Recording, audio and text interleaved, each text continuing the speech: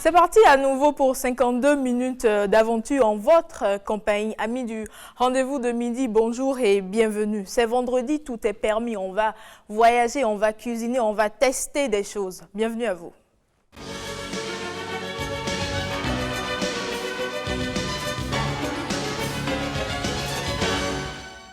On va faire un bond dans le temps pour se remémorer une page déterminante de l'histoire de notre pays, l'époque révolutionnaire qui a permis d'avoir comme symbole la grande et belle place de l'Étoile Rouge. Découverte avec Bruno Swali. Bruno, bonjour. Bonjour à vous Mylène, je salue tous les téléspectateurs. On reste juste à côté ce midi, on va juste au niveau de la place de l'Étoile Rouge. Oui, juste on va faire le tour. Hein. Oui, on va faire le tour juste à côté, comme vous l'avez dit. C'est vrai que tous nos lieux touristiques ont toujours, je dirais, un rapport avec l'histoire. Mais aujourd'hui, la place de l'Étoile Rouge que nous allons découvrir est vraiment chargée d'histoire. Même si aujourd'hui, la jeune génération semble beaucoup plus voir cette place juste comme un grand carrefour. Mais il y a beaucoup plus qu'un grand carrefour à cette place de l'Étoile Rouge. Vous savez, on connaît quand même si bien au moins l'histoire de Jacob qui est perché juste en haut. Exactement. Alors les pays révolutionnaires ont un symbole en commun, c'est l'étoile. Alors, et puisque le Bénin aussi a connu, vous l'avez dit dans votre introduction, une époque révolutionnaire dans son histoire politique. Donc le passage de cette époque a été matérialisé dans la ville de Cotonou par, bien entendu, ce symbole très fort qu'est la place de l'Étoile Rouge. C'est la la plus patriote de la sous-région.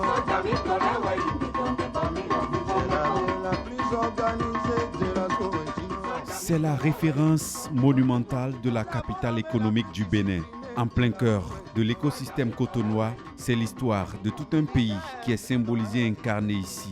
La place de l'Étoile Rouge, image forte de l'époque révolutionnaire du Bénin, une des places les plus fréquentées du pays. Chaque jour, des milliers de citoyens gravitent autour d'elle.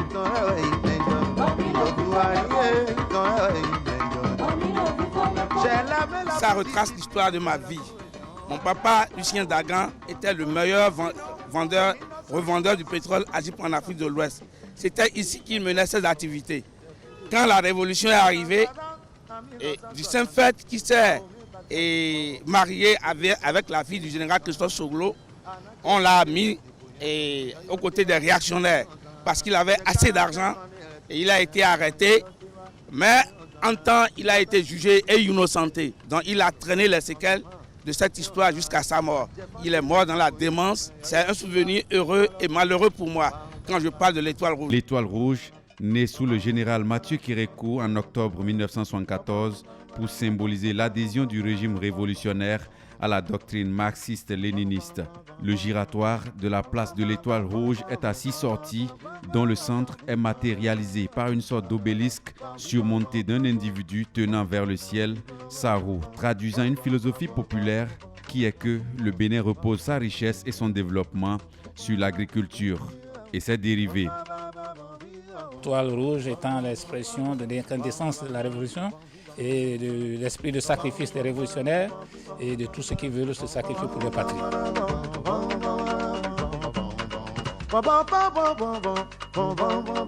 Symbole des pays révolutionnaires, l'Étoile Rouge, comme son nom l'indique, est un monument sous forme d'une étoile à 5 branches peinte en rouge.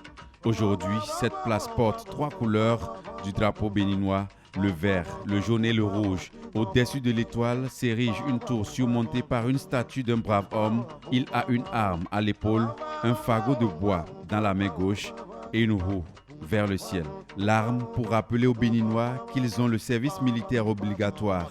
Le fagot représente la source d'énergie de la majorité de la population béninoise. Quant à la roue, elle est le symbole de l'agriculture, socle de l'économie béninoise. Jadis, au temps de toute la puissance révolutionnaire, cette place enregistrait ses records d'affluence.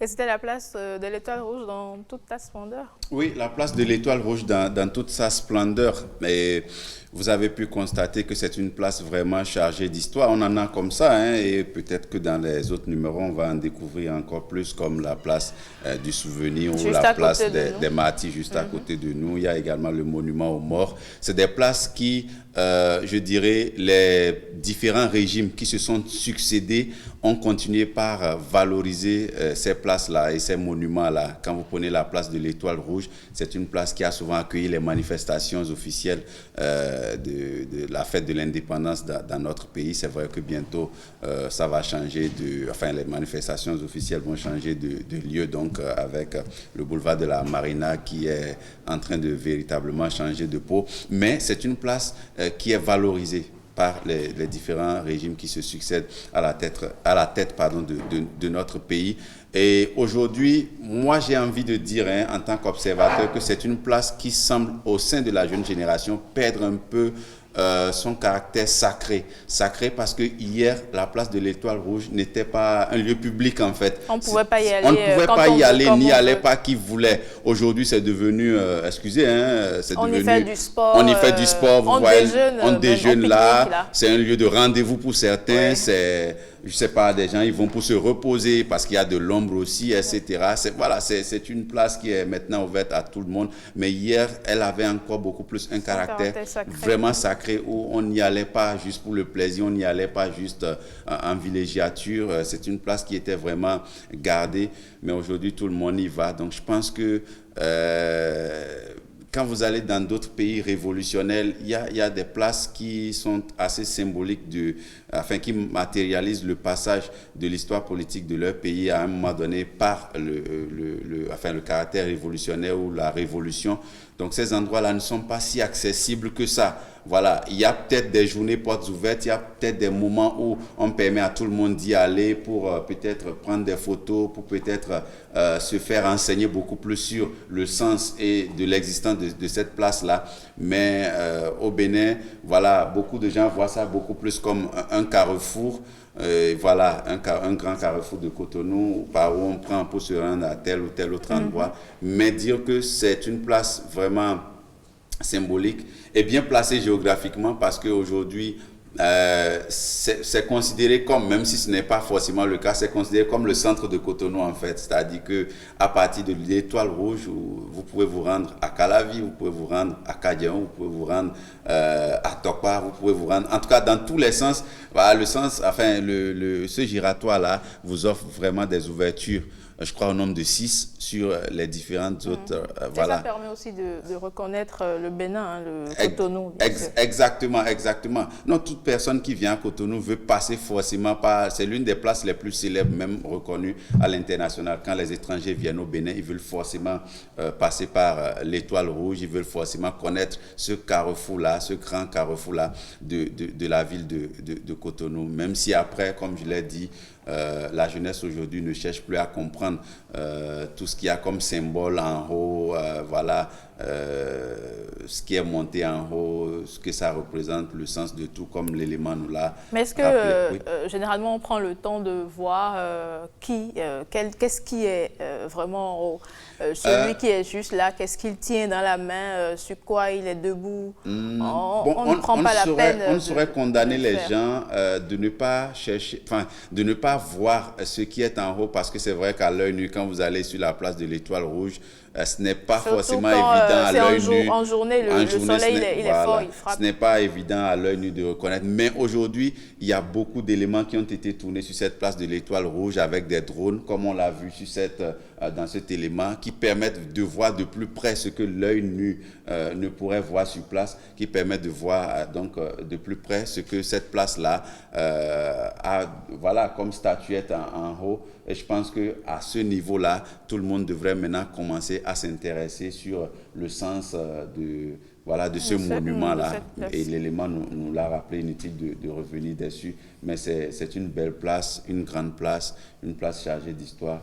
Je crois que c'est une partie de l'histoire politique de notre pays qui est symbolisée, matérialisée là, et qui pour moi devrait rester quand même sacrée, parce que plus c'est sacré, plus les gens cherchent à comprendre, mais moins c'est sacré, moins plus les gens banalisent en fait. Donc plus c'est sacré, plus les gens cherchent à comprendre qu'est-ce qui se passe, pourquoi cet endroit est si mythique, pourquoi on n'y a pas accès tout le temps, pourquoi c'est réservé, pourquoi c'est peut-être seulement le 1er août qu'il y a du monde qui est autorisé à venir là, pourquoi. Là, les gens cherchent à comprendre. Mais quand c'est ouvert à tout le monde, bon voilà, plus on banalise aussi, on dit bon, la place de l'Étoile Rouge, retourne-moi à l'Étoile Rouge, mais personne ne veut.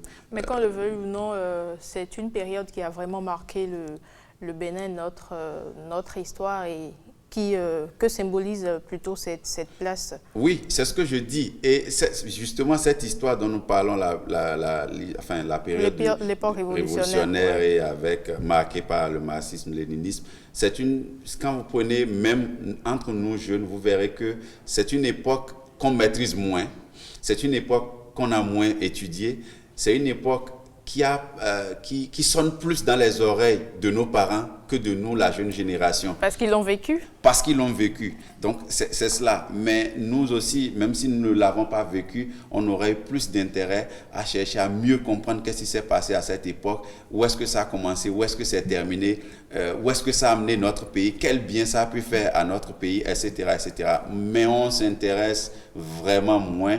Et je pense que c'est le moment peut-être pour les politiques de penser à ce que cette page de l'histoire-là soit encore renforcée un peu dans nos programmes, dans les écoles, pour que la jeune génération que nous sommes, et même nous-mêmes, nos enfants aussi, parce que si à notre niveau déjà aujourd'hui, il y a un peu, je dirais, cette période ou cette époque de l'histoire politique de notre pays est un peu diluée à notre niveau en termes de connaissances et en termes d'effet que ça peut faire à un Béninois, c'est qu'à nos enfants, ça le sera encore plus. Ouais. Et donc, à nos arrière-petits-enfants, ça le sera encore plus. Et ça va carrément disparaître. Ça va, à un moment donné, bon, voilà, quand on va dire la place de l'Étoile Rouge, ça va être peut-être dans 20, 30, 40 ans, une place des fêtes, un endroit où on peut aller en pique-nique, etc. Je ne sais pas. Rien que ça. Voilà, donc, mais je pense que c'est important, et c'est aussi le rôle des médias d'essayer encore de pointer du doigt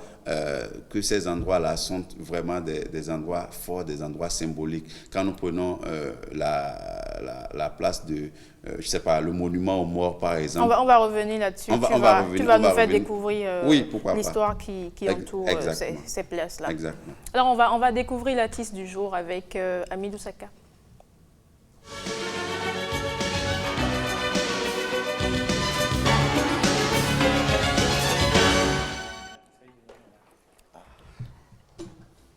Hamidou Saka, bonjour. Bonjour Mylène. Herman, bonjour.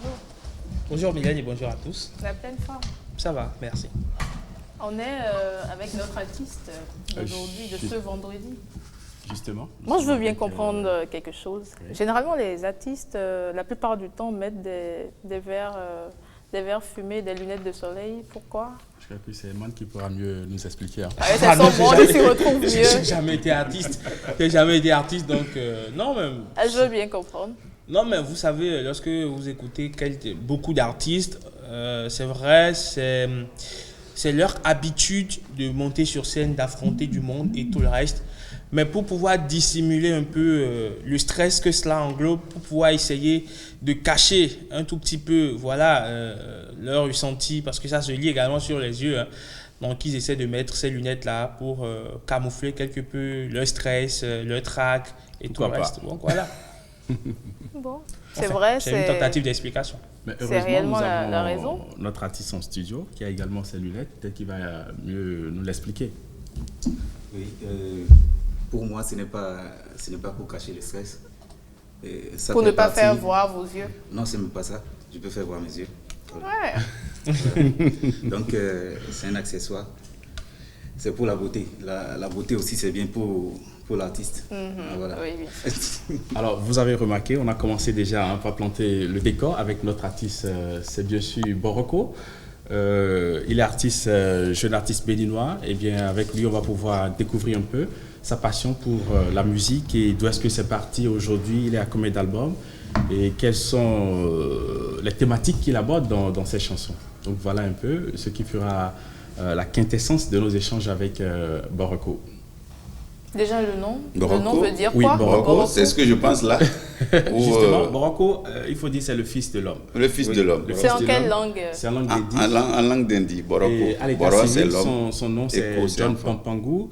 Arnaud Christopher, il est né à Natitengu, que vous Oui. connaissez très bien. C'est un pampangou. Justement. Ah, bienvenue. Donc, Merci. à Natitengu, quand vous dites Pampangou, on relie cette famille-là au bar Le Village. C'est un célèbre bar. Voilà, quand vous parlez à du bar Le Natitengu. Village, je ne veux pas faire de la publicité, mais ça a un lien avec Son l'artiste. histoire. L'artiste, Oui. d'accord. Donc, vous connaissez Ghislain, Roméo, tout Et ça. Bruno, vous allez régler ça en Évidemment, coulisses, pardon, s'il te famille, plaît. Franchement, quoi. Franchement, Oui, bon, c'est ma famille. C'est mon père qui est le propriétaire du bar, Johnson Pascal Pampangou, donc que je salue. Voilà. Alors, il faut dire qu'il a commencé sa carrière en 97, tout jeune déjà. Bon, déjà si vieux. oui, à l'école. tout jeune, tout vieux. Oui, à l'école, il a commencé. 5 ans, Non, on va 2 pas- on va pas ans, calculer. 3 ans, je sais pas, hein. En 97. Ouais. En 97, j'écoutais quand même déjà de la musique. Ouais. Donc, il a commencé comme tous les artistes déjà à l'école, avec l'école. les interprétations, les groupes, les sketchs et puis la danse. Alors, ce qui l'a amené déjà en 2009-10 à intégrer un groupe à Porto-Novo qui se fait appeler KGB, un groupe dans lequel il a eu la chance d'évoluer, de sortir deux chansons très célèbres qui ont permis déjà à ce groupe-là de pouvoir se démarquer dans la scène, dans l'arène musicale. Et malheureusement, cela n'a pas dépassé les limites, je dirais, de la capitale, Porto-Novo. Pour ceux-là qui étaient à Porto-Novo, les bars VIP ont eu la chance de reconnaître un peu ce groupe-là. Et en 2013-14, il décide comme ça de faire carrière solo, où il sort son premier album intitulé Action Forte.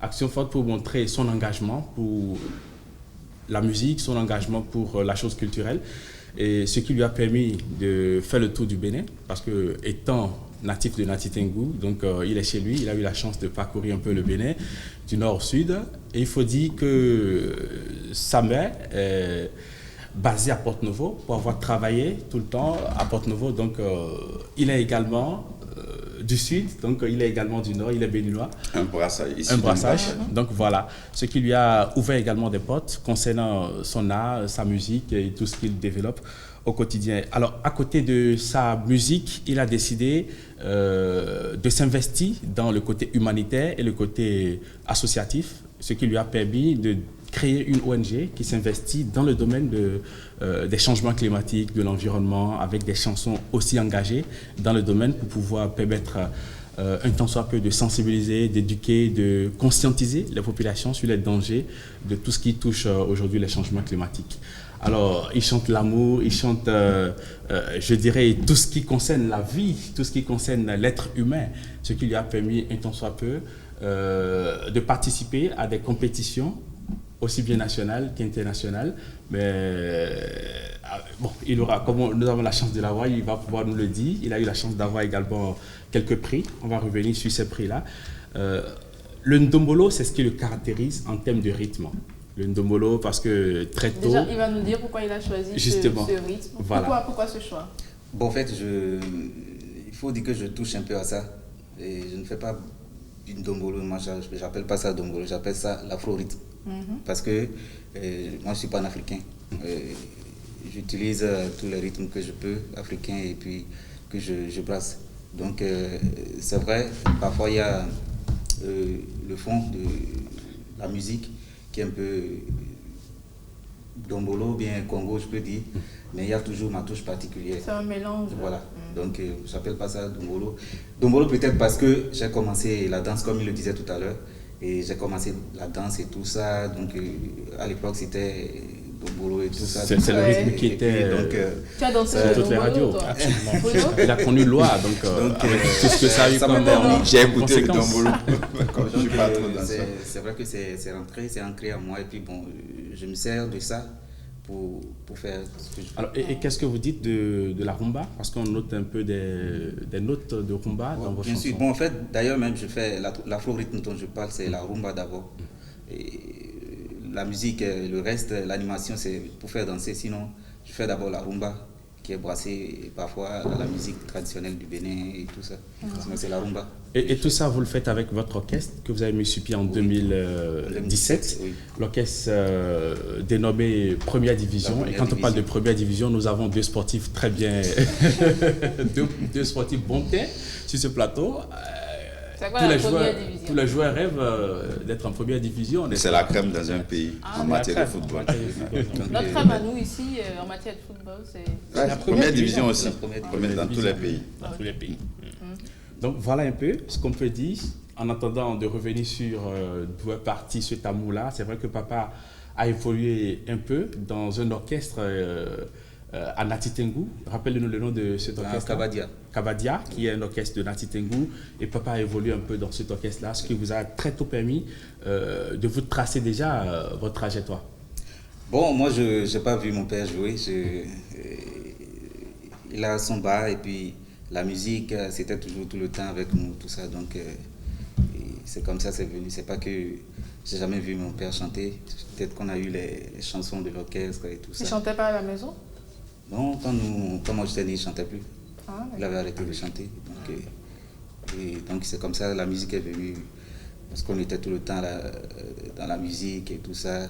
Et très tôt, jeune, on dansait avec tes frères et tout ça. Donc c'est comme ça.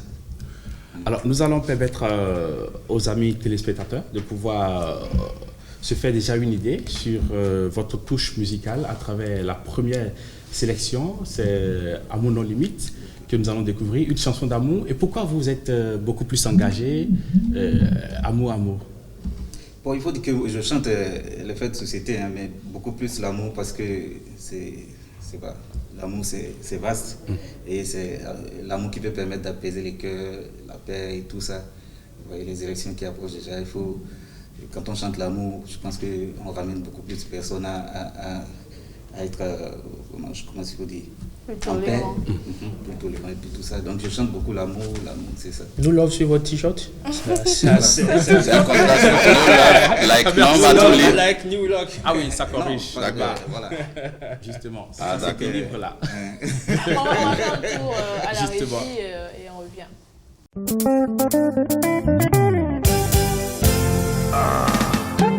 Do Cristo, dos Record.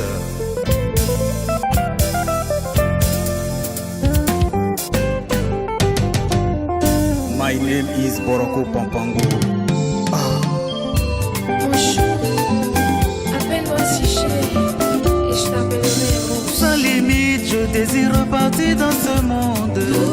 C'est plus fort que moi, je suis cadavre d'amour. Mot d'amour, yo est cassé, ya vie à mémoire. Épaille-moi du naufrage mal aimé. Fatouma, retourner envoûter mon âme.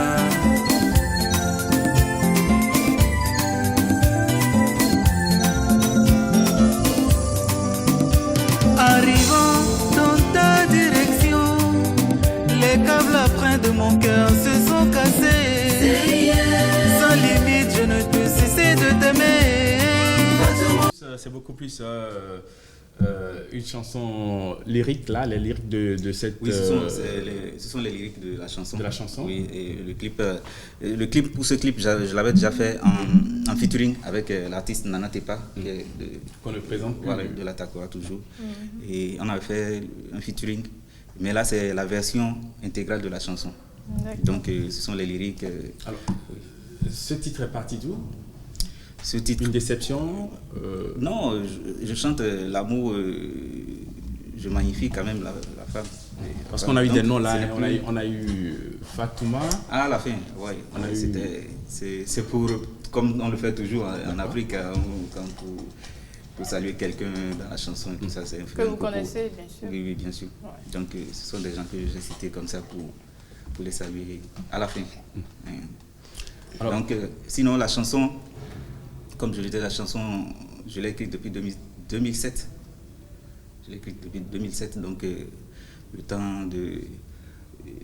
Le KGB, à un moment donné, ne fonctionnait plus, parce que il fallait que je continue seul. Donc c'est là que j'ai pu la poser, l'enregistrer la chanson, et puis elle est sortie sur mon premier album en 2014. Donc c'est ça. Voilà. Et il faut dire également que vous avez eu la chance d'évoluer au sein de l'orchestre de l'Université de Porto-Novo. Oui, j'ai fait un parcours. Et j'ai pris par là. Parce que prendre par là et avoir fait, il y a une différence? Oui, bon, en fait, si je dis, l'orchestre n'était pas tout le temps animé, donc c'est quand on avait des choses à faire, et puis on se retrouvait, on jouait. Donc, et c'était une seule année. Donc, j'ai quitté Porto-Novo pour Nicarague, donc c'était la seule année. Donc, c'est pour ça que je dis, j'ai fait un parcours, un passage dans l'orchestre. Mais certainement, cela a apporté un plus. Bien sûr, partout. En fait, on ne peut pas. L'expérience s'acquiert selon l'évolution de chacun. Donc, quel que soit là où tu es passé, tu as toujours quelque chose que tu gagnes.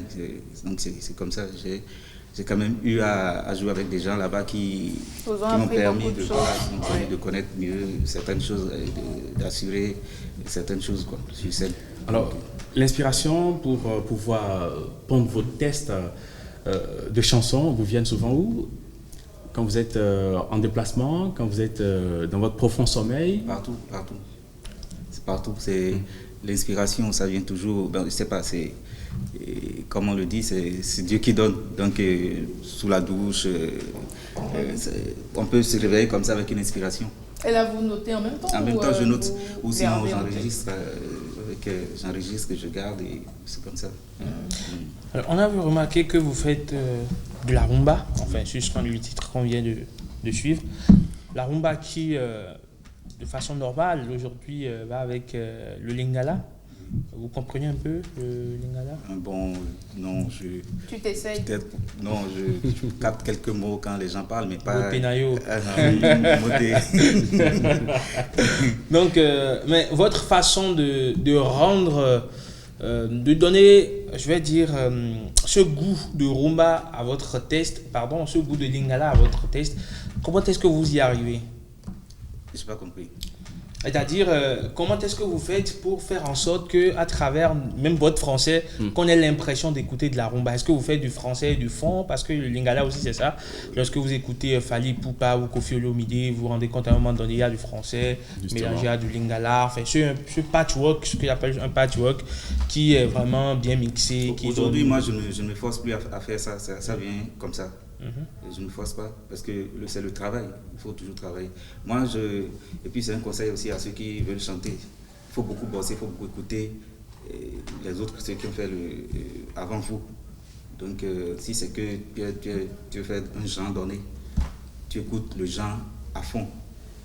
Donc ça te permet d'être à l'aise quand tu es dedans.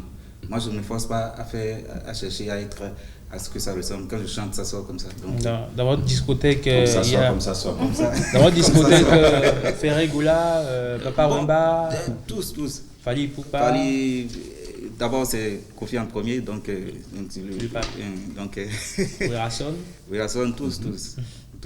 Donc j'ai eu à écouter presque tout ce monde. Vous avez côté dame? Un côté. Oui. Côté dame, est-ce que en dehors de ces, parce qu'il y a eu beaucoup plus des noms d'hommes là, concernant la rumba, il y a également des femmes qu'on retrouve. Parmi les artistes. Oui. Ah oui. Oui. Claudia.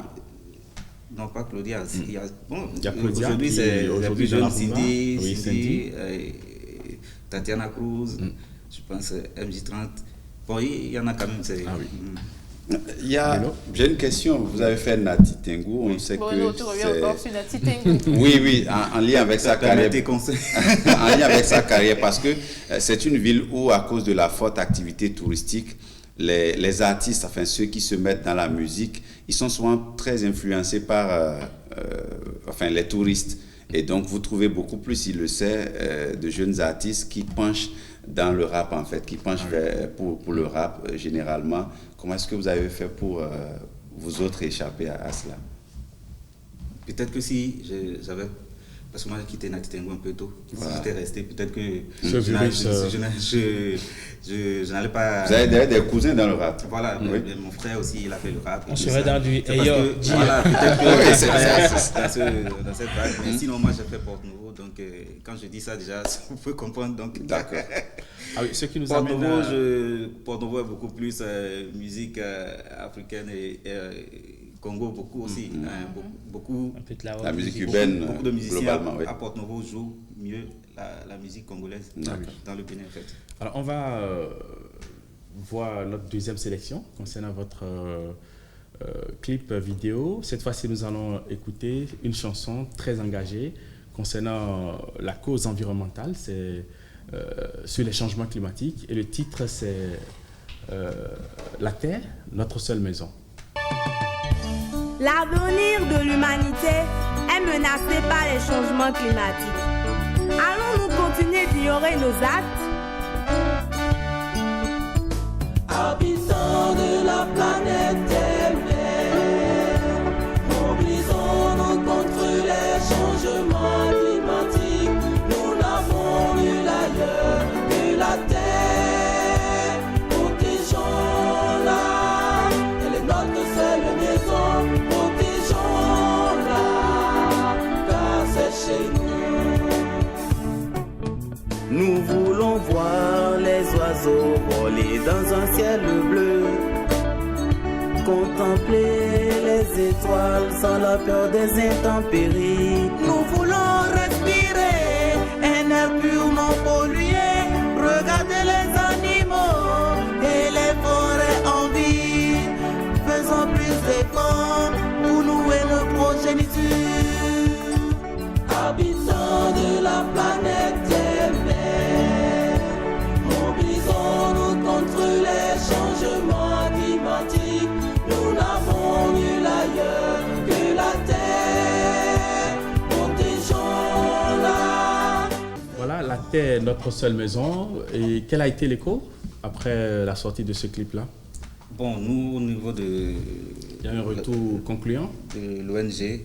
Vous savez, c'est pas facile d'agir quand on est seul, parce que jusqu'à là, nous sommes seuls.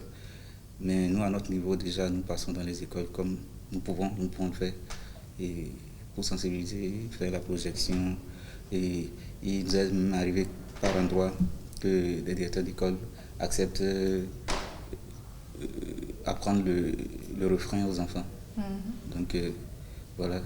Et jusqu'à là, c'est un projet qui est en cours. Donc, pour le moment, je ne peux pas vous dire. Et voilà, donc il reste à faire. On va quand même espérer que ça porte. Amen. On va aller en cuisine, on va faire un tour en cuisine. Notre chef ce midi nous propose une salade froide.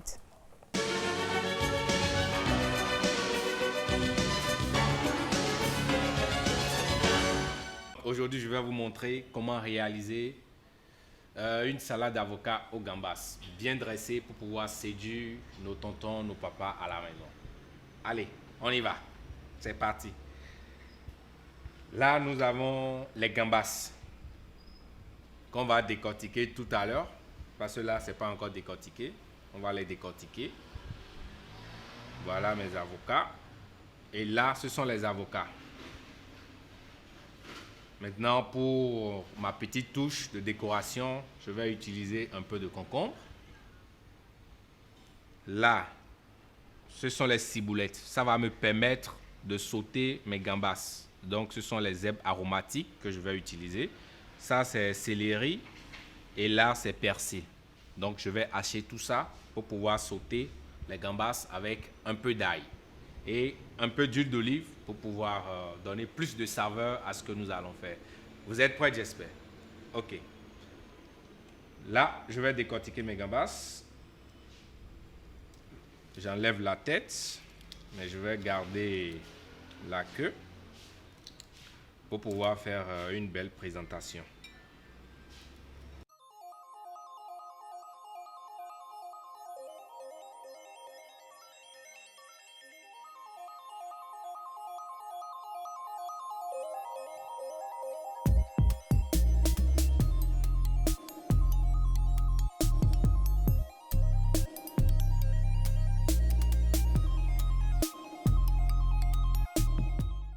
Tac. Allez, maintenant, on va laver les gambas. Donc.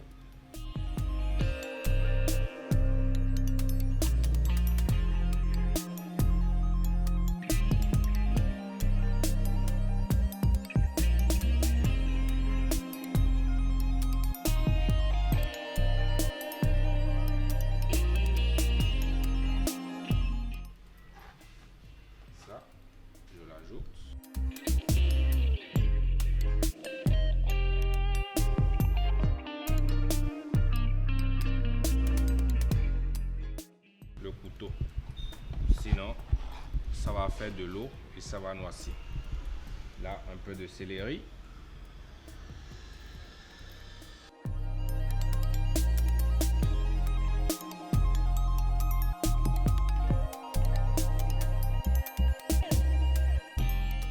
On va ajouter un peu de sel. Tac. Tac.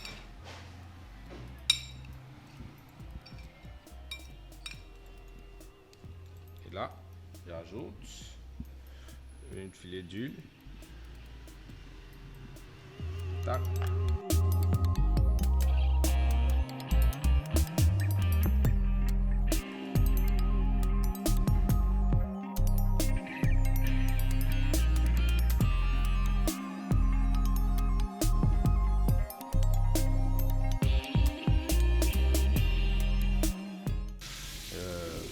Mi-cuit, ouais, c'est beaucoup mieux.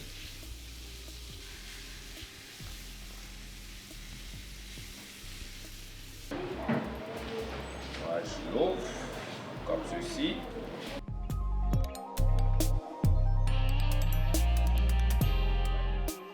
Bon, là, il nous faut du citron, un peu de jus de citron pour pouvoir conserver la couleur des avocats et un peu d'huile. Voilà, là ça brille bien. Et tac. Et là, je vais les couper en dés.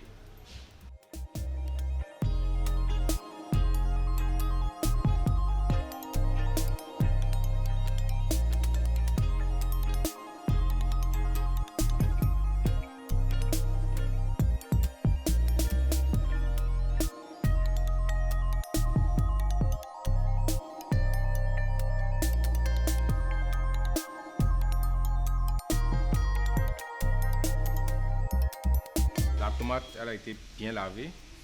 Donc, on a déjà fait notre mise en place. Donc, il n'y a pas de peur.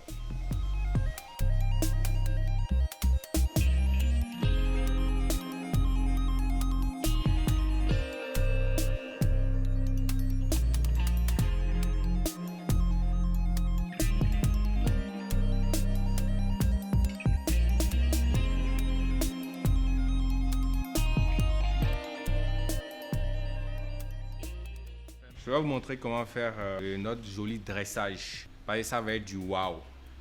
Avec la main du chef. La signature du chef. On va utiliser, cette fois-ci, je vais utiliser coulis de carottes. C'est une sauce qui est faite à base de carottes et huile d'olive.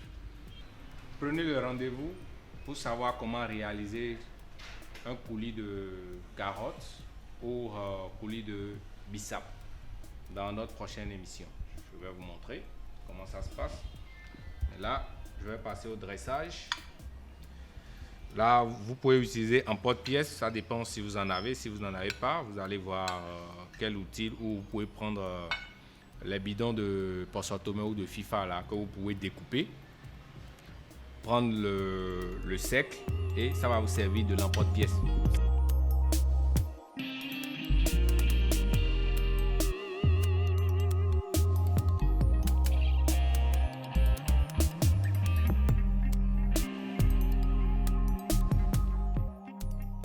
On fait les tagliatelles de concombre. Donc avec cette concombre, je vais réaliser les tagliatelles pour les spaghettis de concombre. Voilà comment ça se passe. Voilà. Tac. Tac. Tac.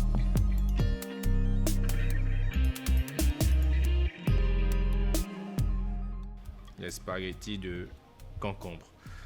Maintenant, pour que ça brille un peu, j'ajoute un peu d'huile. Voilà. Et là, ça brille bien. Maintenant, je prends et je presse. Voilà. Et là,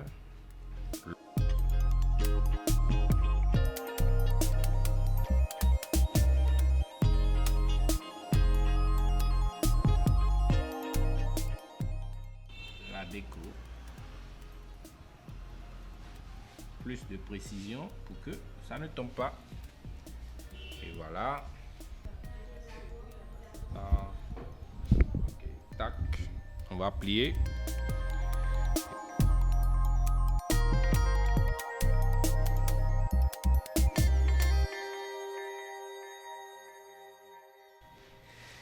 Voilà, ça c'est pour vous. Tap, tap, tap, tap. Voilà. C'est beau, c'est simple et rapide surtout, Herman. Ouais, c'est beau, c'est très beau et puis c'est intéressant. J'ai envie de le goûter tout de suite et maintenant. Donc, dès qu'on finit, on appelle le chef Adéon et puis bon, voilà, c'est fait, c'est déjà fait. On va dans ton resto et là tu payes, bien Merci, sûr. Eman. Pour Merci, toute bravo. l'équipe, Pour bien toute sûr. l'équipe, Ouais, Merci c'est ça. Bruno. Ouais, c'est très beau. L'avocat surtout, j'ai aimé le mélange qui a été fait. Je pense que ça va être intéressant maintenant au niveau de la quantité. C'est à revoir. Selon- Non, c'est c'est une selon- entrée froide. C'est l'entrée en fait. Oui. Entrée en matière. C'est selon les comme on le estomacs en dit. fait. Ah, juste après ça, tu pourras prendre de l'iam pilé si tu veux, avec un dessert si possible. Pourquoi pas, c'est intéressant. Bon africain. Je vous ai entendu demander tout à l'heure si l'huile était pour le goût ou pour la décoration. Non, c'est pour faire briller le Il a spaghetti dit. de concombre. Oui. Ouais, c'est juste pour Donc faire sans briller. ça, on pouvait s'en passer en fait. Ouais, on peut s'en passer. Mhm. Vous êtes cuisine ou madame cuisine et vous découvrez le repas à table? Madame cuisine, mais je fais la cuisine aussi. De temps en temps? Oui. Vous le faites parce que vous n'avez pas le choix ou parce que vous avez envie de le Non, faire? parce que j'ai envie de le faire. Donc vous aimez faire la cuisine. Et parfois on le fait aussi. Parce C'est qu'on quand a un pas voyage que vous faites la cuisine? Non, non, pas du tout. Ah. Et Vous le faites combien de fois par semaine? Non, il faut aller dans le mois. Par semaine, c'est pas évident. Ou par an. Là, il a vraiment élevé le niveau. Avez-vous la salade froide, Ah oui, c'est je un crois que truc. c'est bon, pas mal, surtout quand ça vient du chef, notre Adéon. chef. Il y a Adéon. toujours cette touche d'esthétique. Oui, hein. oui, ça donne toujours envie de déguster et surtout de s'abonner, pourquoi pas. Oui. Emma nous a déjà promis quelque chose pour Ah lui oui, dire. merci une fois encore. On va l'attendre, gratuit, espérant ouais. qu'il tienne sa promesse. Et Non, on il a reviendra toujours ici tenu, hein. faire le point. Herman. Ouais, pourquoi pas. Alors aujourd'hui, Miss Touche à tout va explorer un univers particulier dit réservé aux hommes. Elle a essayé pour nous le métier de la cordonnerie. Découvrons. Wow.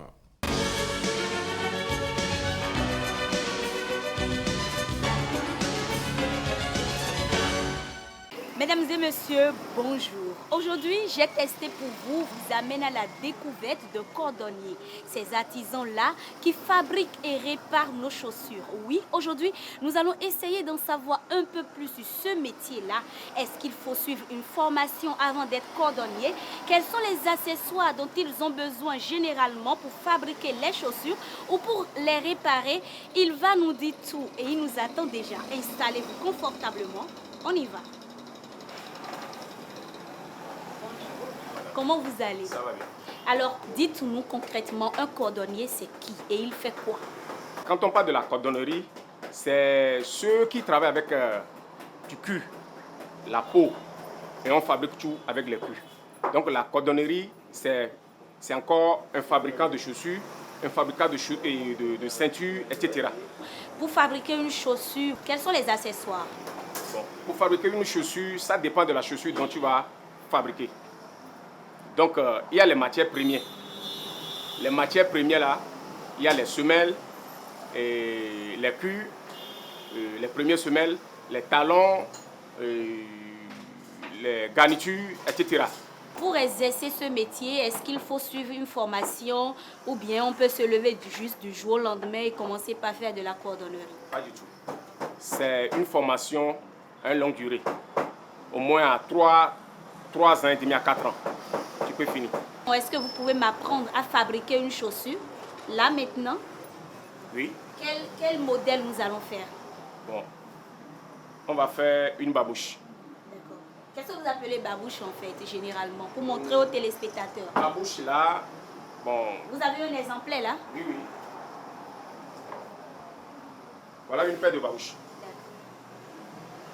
Donc c'est ça que nous allons fabriquer. Ouais, c'est ça qu'on va fabriquer maintenant. Prenez des notes, hein? On y va.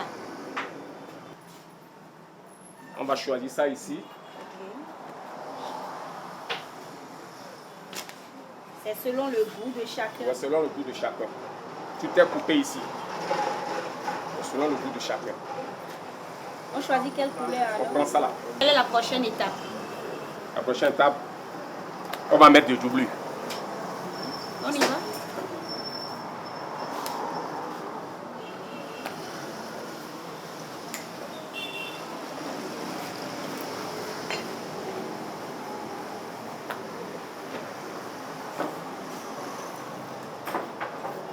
On met du col.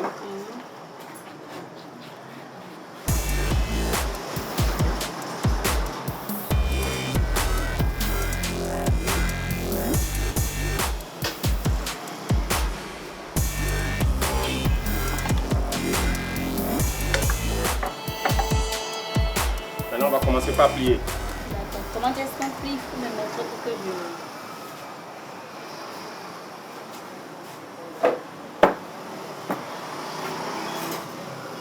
Fais ça comme ça.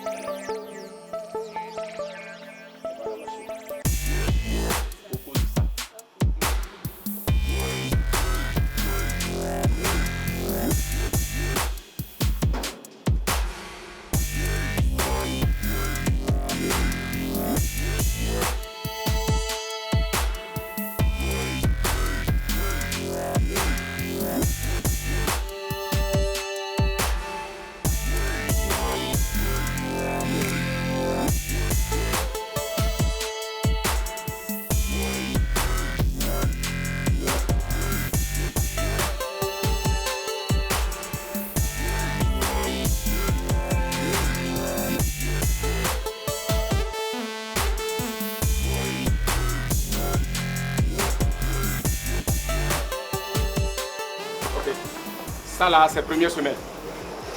On met ça en bas du mannequin, c'est-à-dire le moule.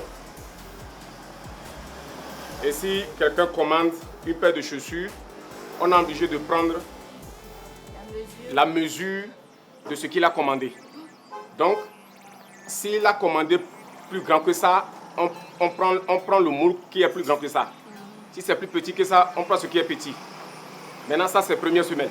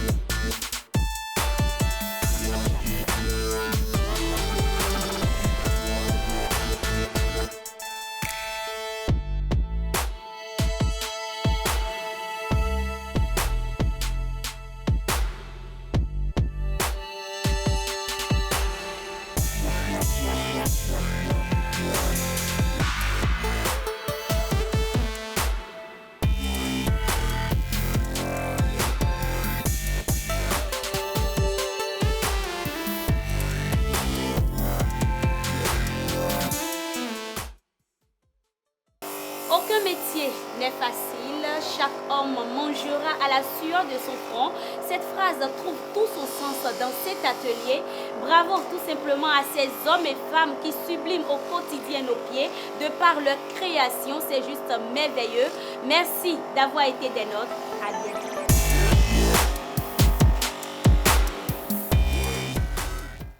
Avec cette immersion, j'espère que Rebecca pourra désormais réparer nos chaussures, les cirer, et si possible, les chaussures sont en train de se confectionner des chaussures. Surtout les semelles qui décollent du reste de la chaussure. On lui remet ça juste à la fin de l'émission. Et puis, elle a intérêt à nous les livrer en temps réel ou en temps opportun. Ça va vous coûter cher quand même. Hein? Ah oui. C'est la cordonnière Rebecca. On va faire une maison aussi. Hein. Belle immersion quand même. C'était bien. Intéressant. Amilou, on va l'écouter. Oui, justement, Boroko, notre invité, ce vendredi. Alors, on va refermer par votre actualité. Oui, actuellement, c'est la chanson, j'ai produit une vidéo qui est sortie en décembre 2020 là, et qui est actuellement en promo. Donc, j'invite tout le monde d'aller sur ma chaîne YouTube pour la suivre. Et elle va également passer sur les chaînes de télévision. Et la chanson, c'est Masialama. Masialama, ça veut dire quoi? En Athénie, vous dites je t'apprécie. Ah oui, je t'apprécie. Oui. C'est pour magnifier toujours la femme. C'est ce que vous nous ferez donner parce qu'on est aussi dans le mois de la femme. On en profite. Bon, c'est ça. Il nous ferait donner quoi? Vous avez vu la réaction de la femme, donc elle se sentit désirée.